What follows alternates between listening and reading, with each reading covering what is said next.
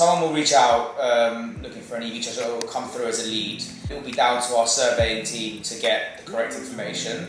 We have a few different techniques to get the information. We can gain the information from simple pictures showing us where they want the charger to be located on their property and where their main supply is and their main power is in their property, and that usually gives us a good idea of how we're going to do the cable run.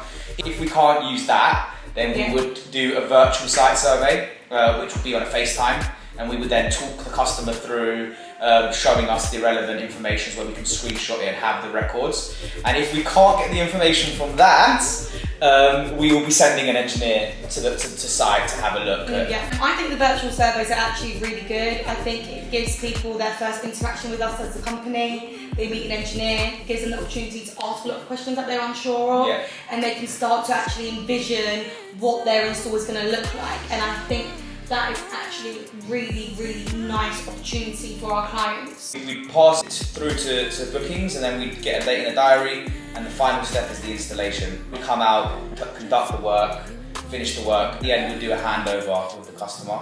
We talk them through the app. Very important that they understand the app, how to use it, how to understand the functions of the app and what they're doing.